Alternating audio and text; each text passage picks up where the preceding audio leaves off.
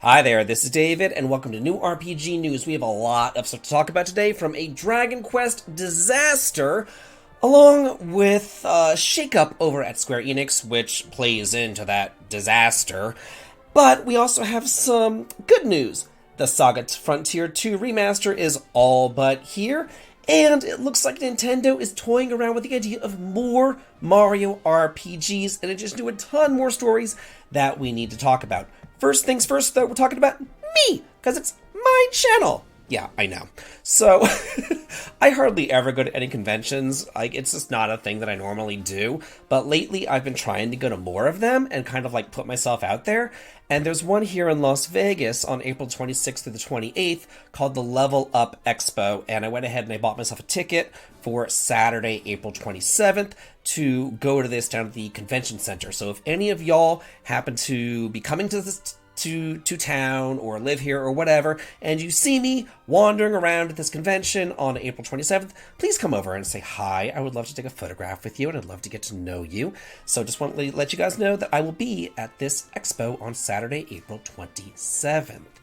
Next up, I am over on the Twitter on Gung Ho America's page, and many of you might have seen the tweet that I put out talking about this Grandia press box that I had, and I showcased it in my Grandia ranked video as well, and I just took a little piece of it right here to show y'all. Right here, there's more to it than just this, but this is a cute little piece of it. Anyway, looks like Gung Ho is now giving this away, and you can enter the contest right here at this link to receive the acrylic standee that I just showed you, a Grandia lanyard, Grandia 2 tarot cards front and back, the Grandia HD collection for the PS4 and Xbox One digital copy, and a Grandia tote bag, as well as a tent postcard, and a steamer pass.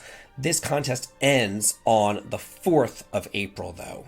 Last week, I came to y'all, and I was telling you that I was running a contest giving away the Grandia HD collection, and that contest went away. I chose the winner, I gave them the code, but I had such a good time doing it, I thought that I would do it again, and this time I'm giving away a code for Dragon's Dogma 2 for Steam over on the Twitter. In order to enter, you retweet the post, tag a friend, like, and follow me for a chance to win. I will be announcing the winner on Sunday, that's tomorrow, on Sunday, so you still have a day to enter this. If you're just now seeing this, go over to Twitter and do the following in order so that you can get a chance to win Dragon's Dogma 2 over on the Steam as well. And we have some more news about Stellar Babe. This comes from the director Kim Hyung Tae, who says that they're preparing additional costumes and New Game Plus as free updates for the game after it does release. And it says no microtransactions, except for if they do costume collaborations with another company's IP. That makes sense to me. And then he goes on to say, we want to make it clear at this point that Stellar Blade will not require any additional expenses that gamers are not aware of beyond what they paid for the package. The only exception is if we create costumes with another company's IP, and those might be sold for a fee. Also, there is no New Game Plus in the launch version, so please do look forward to it being updated very soon. So that's some good news. I think that they saw the backlash for Dragon's Dogma 2 and their sneaky deaky microtransactions that they did there, how they didn't show them until after the game launched, which was kind of sneaky snake sort of stuff going on. So I think that they saw that and they're like, hey, ours is going to be coming out for free. Also, I can tell it now in my voice. I'm overcoming bronchitis, so if I sound different, I'm very sorry. I can't help that I had bronchitis. So I'm doing my best. I'm on pills. And now getting into our top story with the Square Enix Shakeup and the Dragon Quest. I'm pissed about it. Anyway, we're starting here over again at Genki's page. He says that the new Square Enix president, Taki Kiryu, has taken steps to improve development pipelines. He's streamlining the development pipelines, including unannounced titles as well as titles in service. Decentralizing the power from the producers. That means limiting the number of games that one can oversee at one time. And there's going to be a new corporate structure in place with focus on more opportunities for younger players. And they have more plans to announce a new midterm strategy in May. And here we go. And this just kills me because just last week I came to y'all and I was like, hey, looks like Dragon Quest III HD might be right on our doorstep. There was a listing over on Play Asia for it and I talked about that extensively. But now I'm over here talking about Dragon Quest XII delays. And yeah, it says Square Enix reportedly Shakeup one of the most underrated JRPG series by removing a Dragon Quest veteran of 22 years and is going to be replacing him with Nier Automata's producer. It says, following Dragon Quest XII delays, Yu Miyake will no longer oversee the beloved IP. Dragon Quest series producer is reportedly stepping down from the role, and Nier's series producer could possibly replace him. Citing several sources, reports that Yu Miyake, who has helmed numerous Dragon Quest titles as a producer role since 1992, that's when Dragon Quest V came out, is stepping down from the lead role. This is apparently due to several delays surrounding Dragon Quest XII, The Flames of Fate, which we have not seen hide nor hair of since it was first announced. All we got was like a 12-second long trailer showcasing like the title. Like that was literally it. No gameplay, nothing. That's all we have seen. This was announced back in 2021. It is now almost the middle of 2024 and we have seen nothing. Miyake will reportedly head up Square Enix's smartphone games development division instead.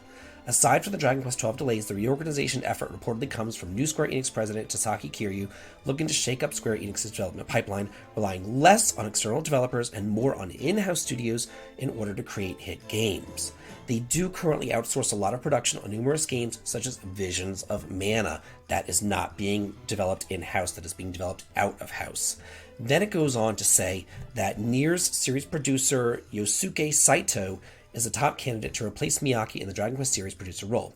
Saito has already worked in the Dragon Quest series, in fact, acting as an executive producer on 2017's Dragon Quest XI Echoes of Elusive Age, as well as numerous other Square Enix games like Babylon's Fall, and Final Fantasy XIV's Nier Raid series. So, yeah, I don't know what this entails. Maybe, hopefully, this will give us more news about it. Hopefully, this won't lead to more delays. I want to know what's going on with Dragon Quest XII. All we heard of was that they were going to make it more adult, whatever that means. If that means that it's going to turn action instead of turn-based, or if the storyline is going to be more darker or more mature or whatever. We don't know what they mean by adult. Maybe putting the producer of Nier, which is a more adult RPG, at the helm will do that, but hopefully it also won't destroy what makes Dragon Quest. Like, I love the game. I always have, ever since I was a little kid and I played the first one on the NES back when I was 7 years old. It is near and dear to my heart, and I don't want to be like Old Man Yelling at the Sky or Old Curmudgeon or whatever, but I don't want it to change. Let it stay the same. Come on now. Can't we get one freaking RPG series that just stays true to form, that just stays true to tradition? I'm fine with a more mature storyline. I'm fine with death or murder or a cool protagonist who's dark and edgy. I'm fine with that, but please keep it turn-based for God's sakes. SaGa Emerald Beyond demo is launching on April the 4th. I've already played this. I've already reviewed the demo. I played it over on the PS5. If you want to know more about that, please watch my previous video on this demo. And it really does depend on which system that you play it on. If you play it on PC, you get like this Puppet Master guy. If you play it on the Switch, you get like a Wizard Girl. If you play it over on PC on Steam, you get a Diva Songstress. So each demo is going to give you a different character to play through with a different storyline path. So it's very SaGa-esque to do something like that. I think that that's really freaking cool that they did that. And honestly, like, quick and dirty, I enjoyed this game. I really did. It's not the actual best, but it's not the absolute worst. It's somewhere in the middle, but it's on the higher end of that middle. I really did enjoy the demo, and I do look forward to seeing what the entire game entails whenever it comes out for the PS4, PS5, Switch, PC, and mobile on April 25th. Class of Heroes 1 and 2 Complete Edition is launching on April 26th.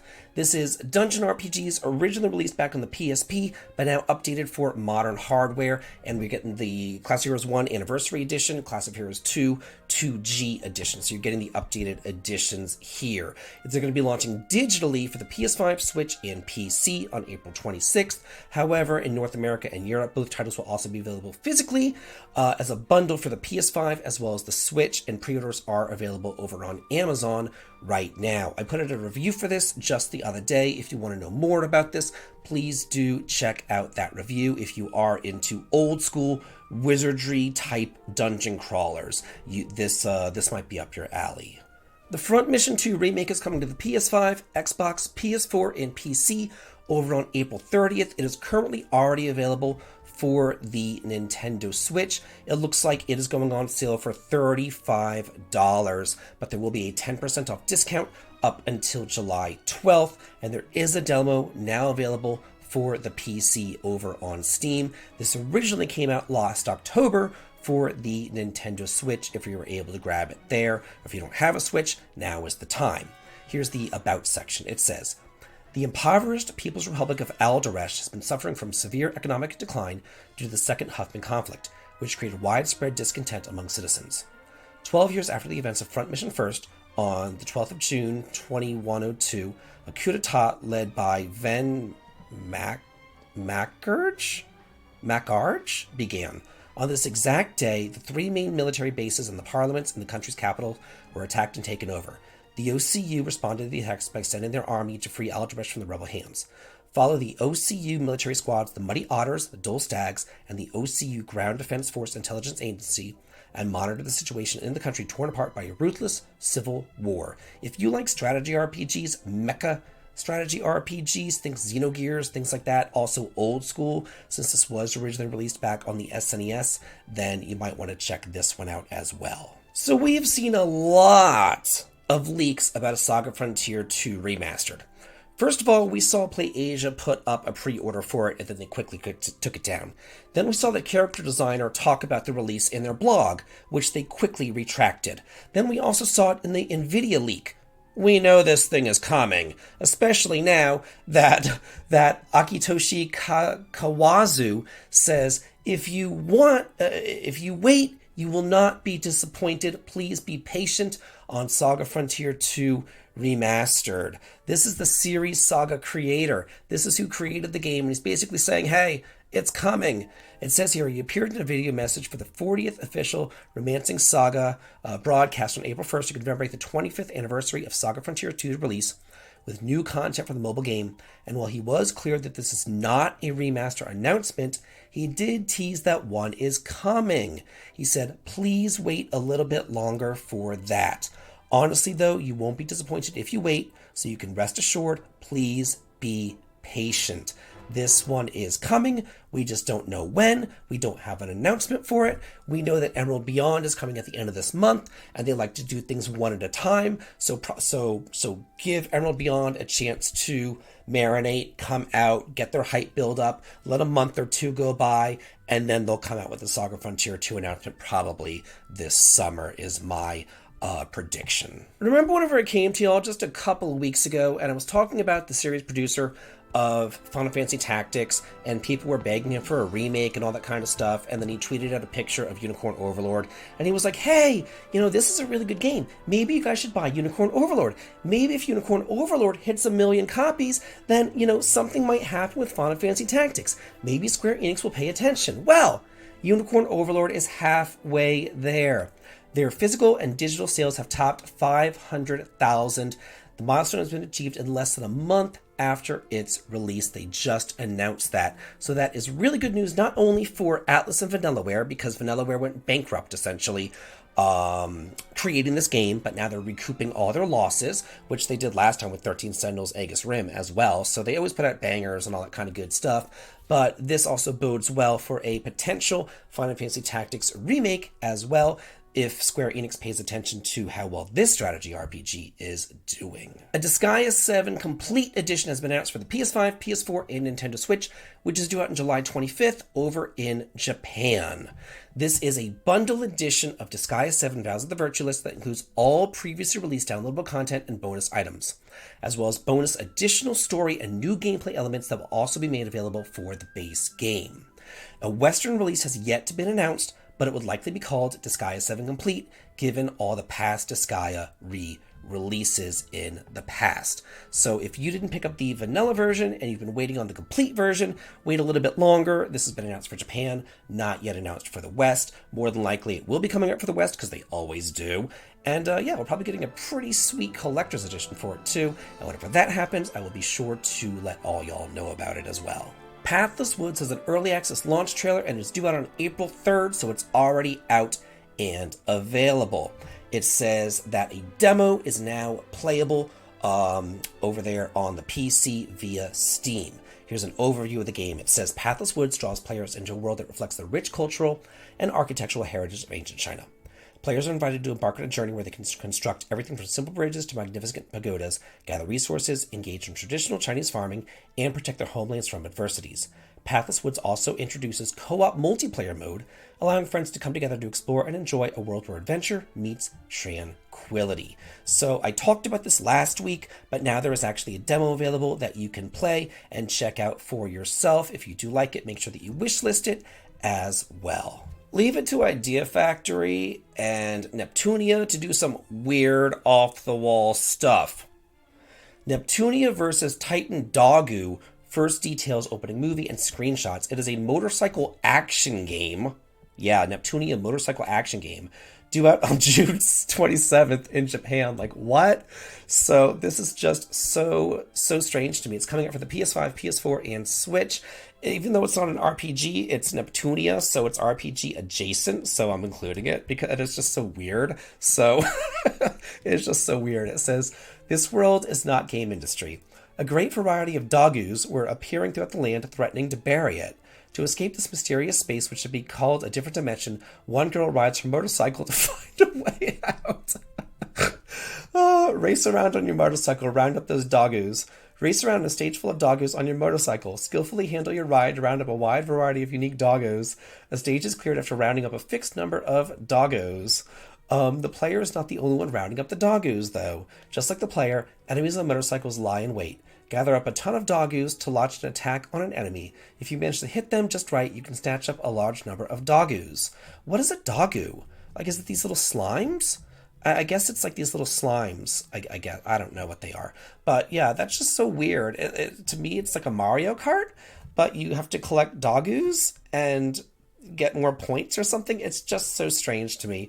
I just thought that this was kind of funny and I just had to mention it. We have a new cozy game announcement. This is Endless Ocean Luminous Sounds of the Sea. This is coming out for the Switch on May the 2nd. And it says, dive in and survey a mysterious underwater world.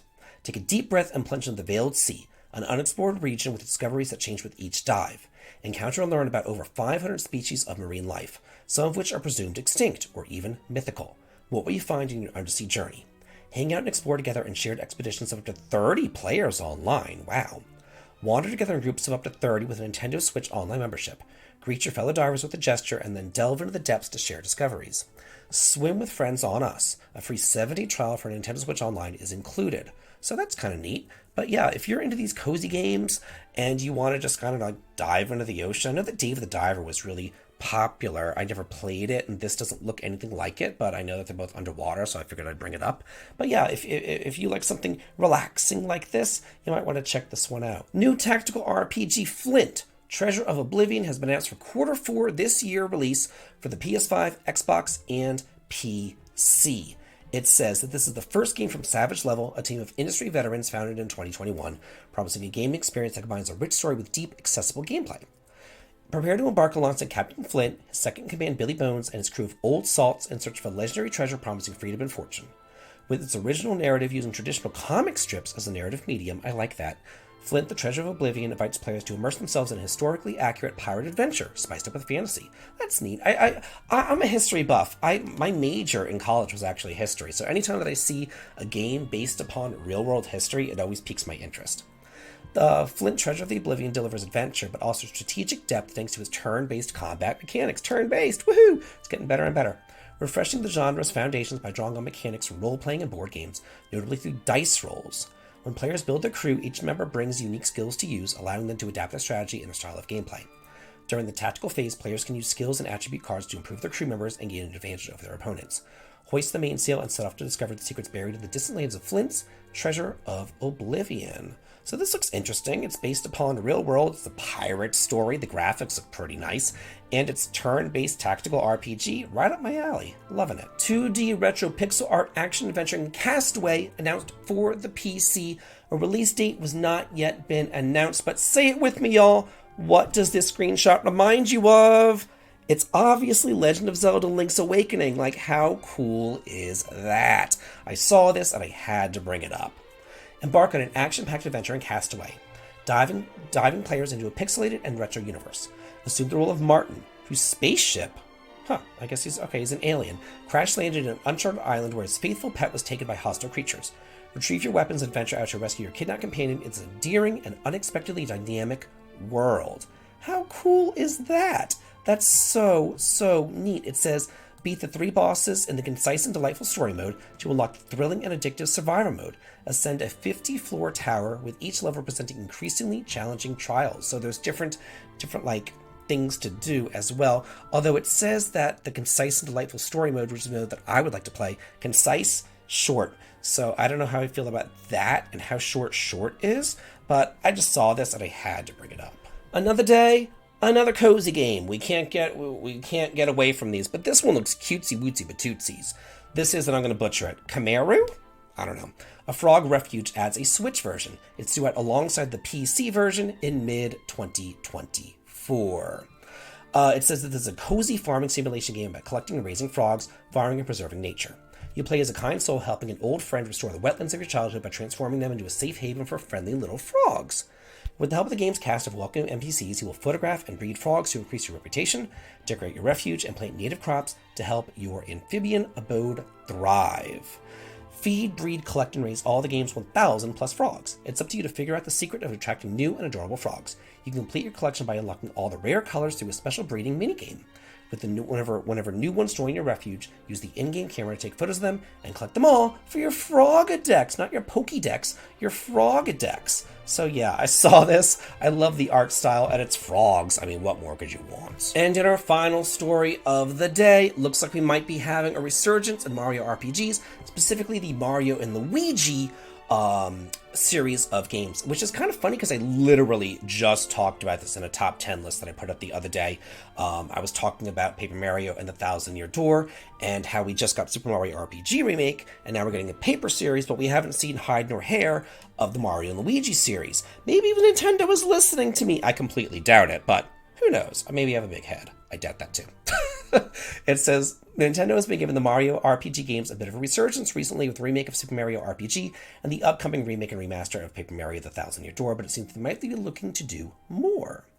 Nintendo has been sending out a new survey to some of the newsletter subscribers about Mario's various RPG titles, including questions about familiarity and interest in Super Mario RPG, Paper Mario, and notably Mario and Luigi. No mention was made of new installments, but the survey is aiming to gather information on how familiar fans are with these series.